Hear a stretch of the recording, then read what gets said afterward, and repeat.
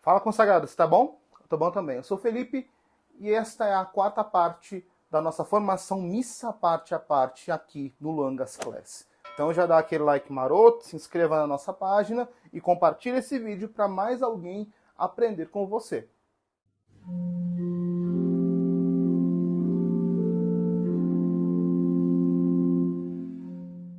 E hoje vamos iniciar a liturgia eucarística. Antes de mais nada, é importante que a gente entenda que a liturgia eucarística em si, ela é dividida em duas partes. A liturgia eucarística e o rito da comunhão. É muito importante que se entenda que quando nós falamos de liturgia eucarística, tratamos especificamente do mistério da consagração. Enquanto no rito da comunhão, nós temos a distribuição do Santíssimo Sacramento para os fiéis. Mas vamos lá, iniciando pela liturgia eucarística. Iremos fazer este estudo em cima das instruções gerais do Missal Romano. A liturgia eucarística, ela é iniciada com o que nós chamamos de apresentação das oferendas. Diz o número 48 da instrução geral. Cristo, na verdade, tomou o pão e o cálice, deu graças, partiu o pão e deu aos seus discípulos, dizendo: Tomai, comei e bebei, isto é meu corpo, isto é o cálice do meu sangue, fazei isto em memória de mim. Por isso a Igreja dispôs toda a celebração da liturgia eucarística em partes que correspondem às palavras e gestos de Cristo. De fato, na preparação das oferendas, levam-se ao altar o pão e o vinho com água, isto é, aqueles elementos que Cristo tomou em suas mãos.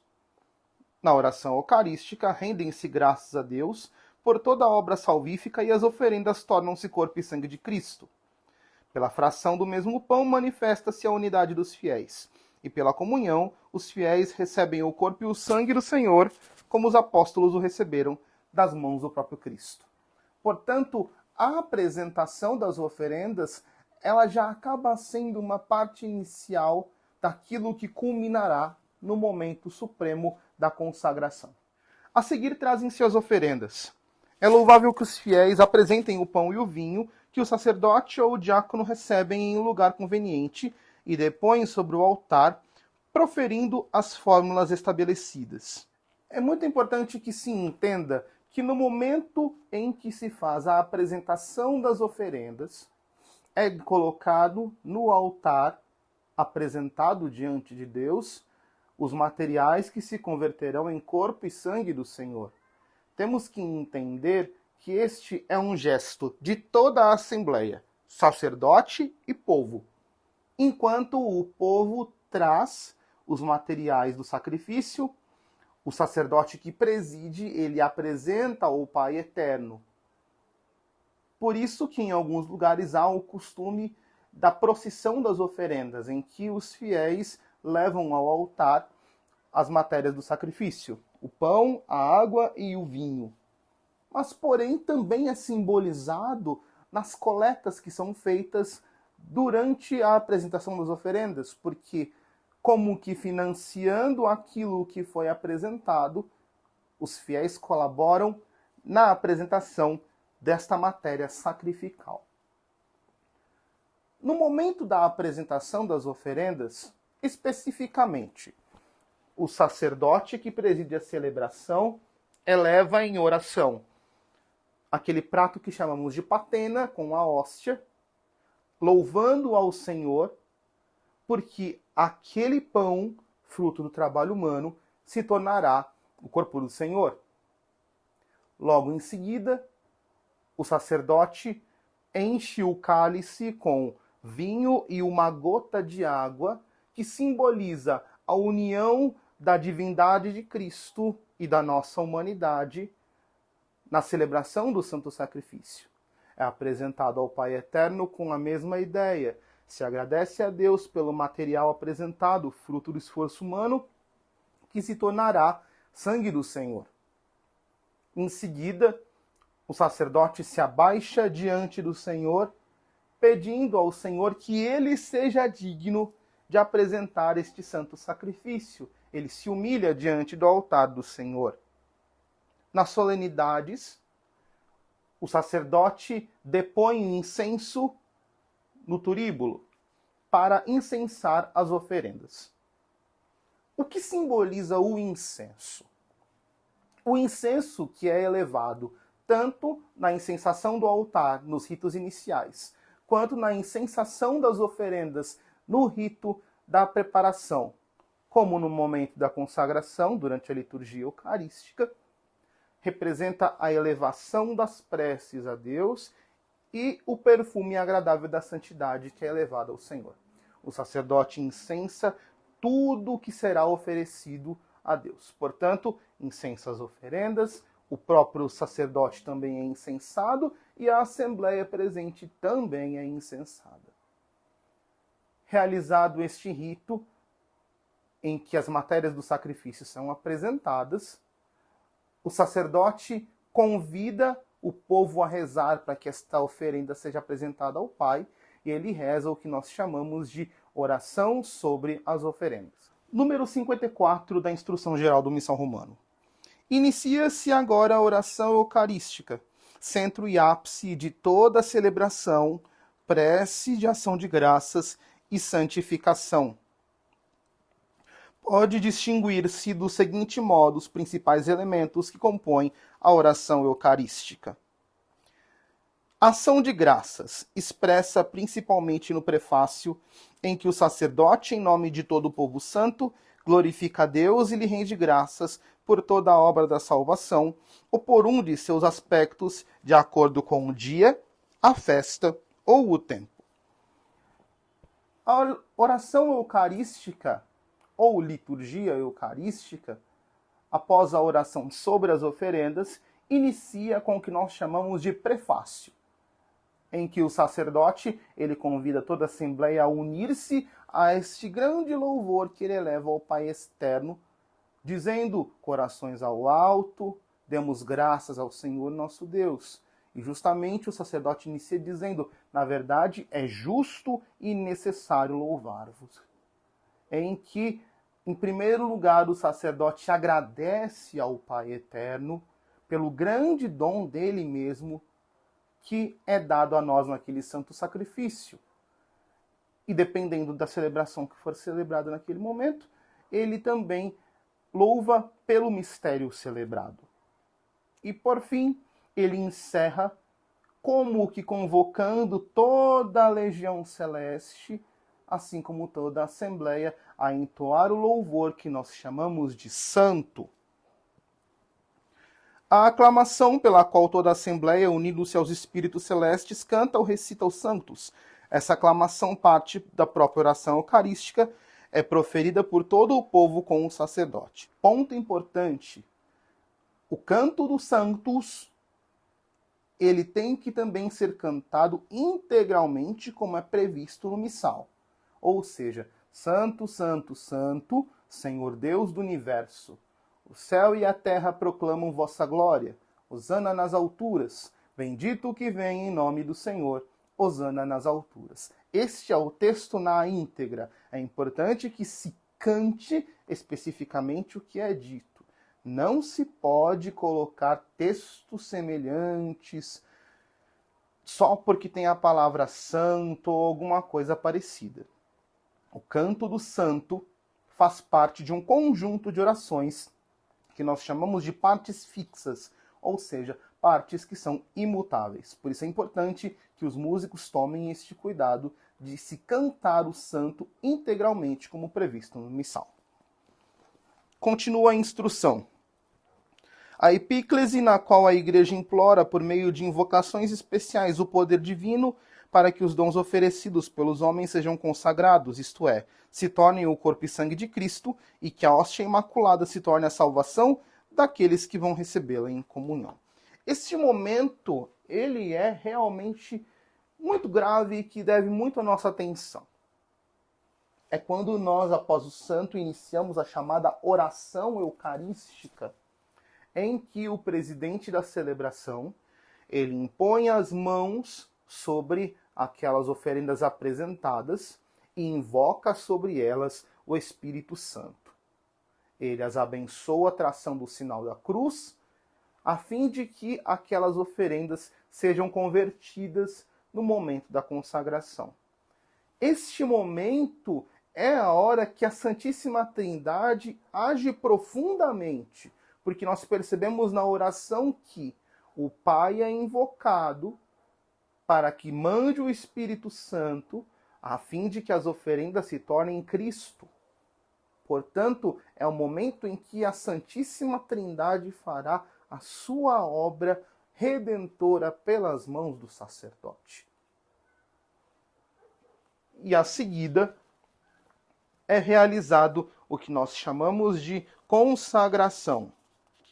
A narrativa da instituição e consagração, quando pelas palavras e ações de Cristo se realiza o sacrifício que ele instituiu na última ceia, ao oferecer o seu corpo e sangue sob as espécies do pão e vinho, e entregá-los aos apóstolos como comida e bebida, dando-lhes a ordem de perpetuar este mistério.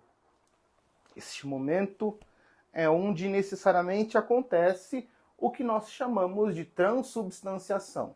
Se você não sabe o que é transubstanciação, clica aqui e confere nosso primeiro vídeo introdutório. O sacerdote, ele pronuncia as palavras que Cristo disse na última ceia. Realiza com suas mãos os mesmos gestos, tanto que o texto da consagração ele é muito claro. Ele diz, ele tomou o pão, deu graças, exceto o partiu, que vai ser feito num momento específico, e deu aos seus discípulos, dizendo, e inclinando-se, diz as palavras do Senhor.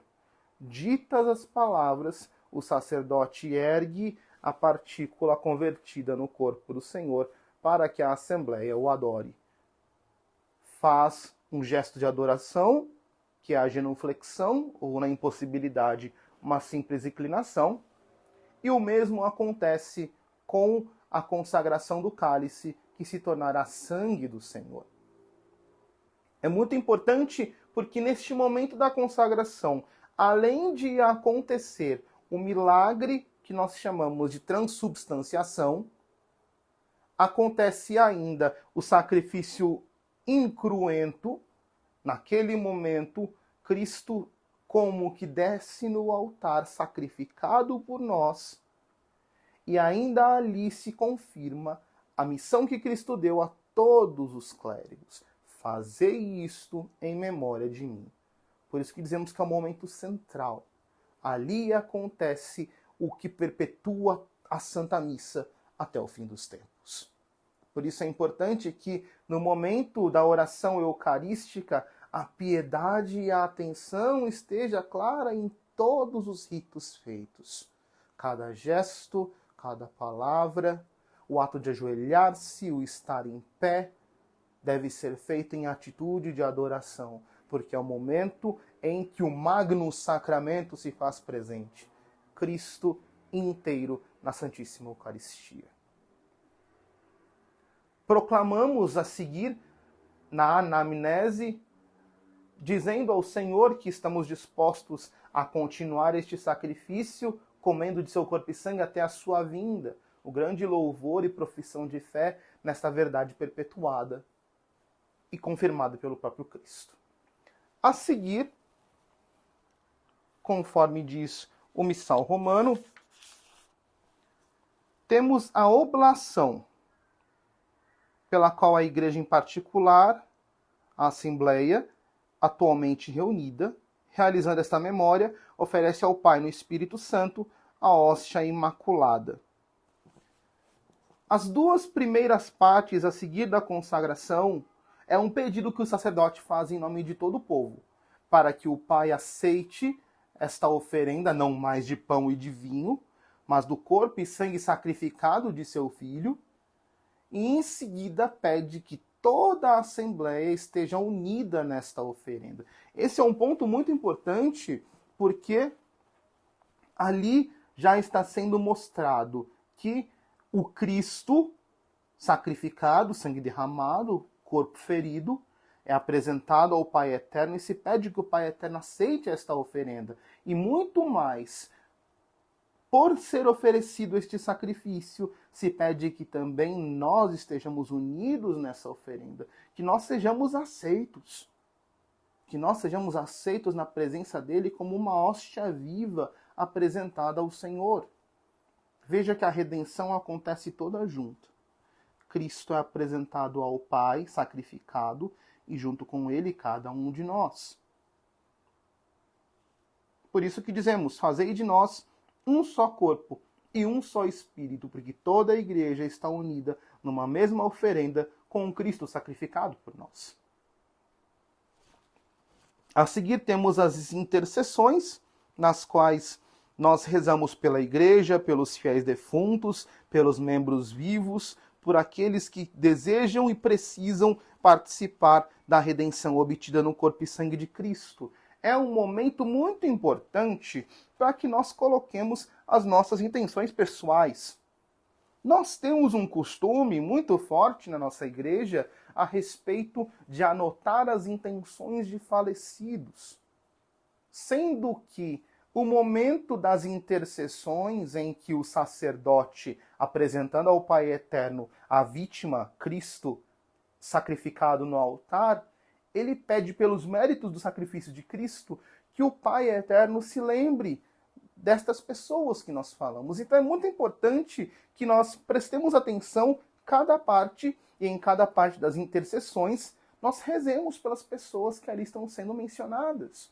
Por exemplo, no momento que se pede lembrar da igreja, que nós nos lembremos do nosso Papa, do bispo da nossa diocese, do nosso pároco, do nosso vigário, dos padres pelos quais nós temos o costume de rezar, principalmente aqueles que mais precisam da nossa oração.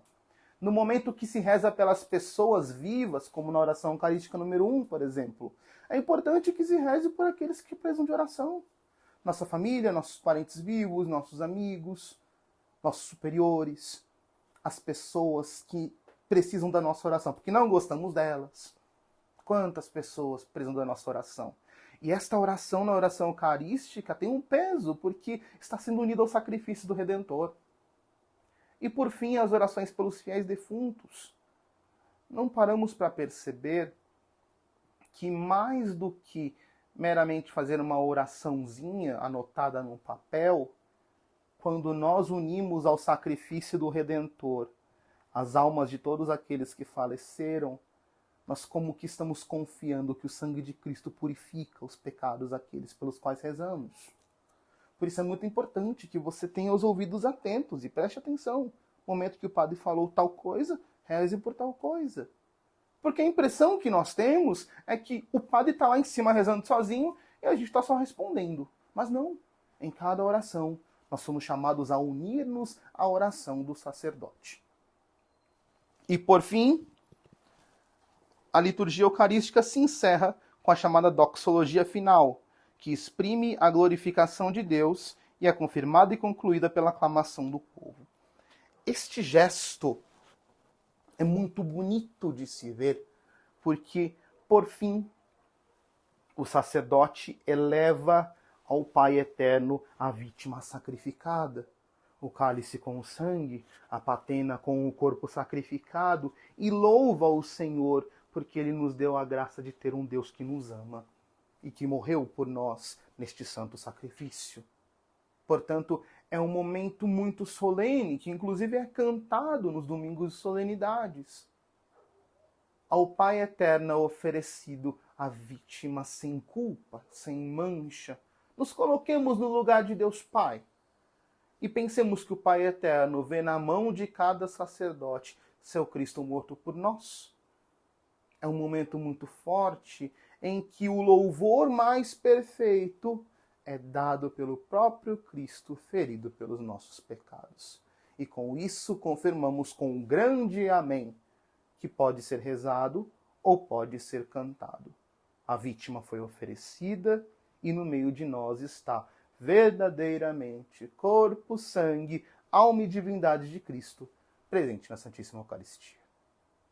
Com isso, nós encerramos a quarta parte da nossa formação. Dá aquele like maroto, compartilha esse vídeo para que outras pessoas vejam.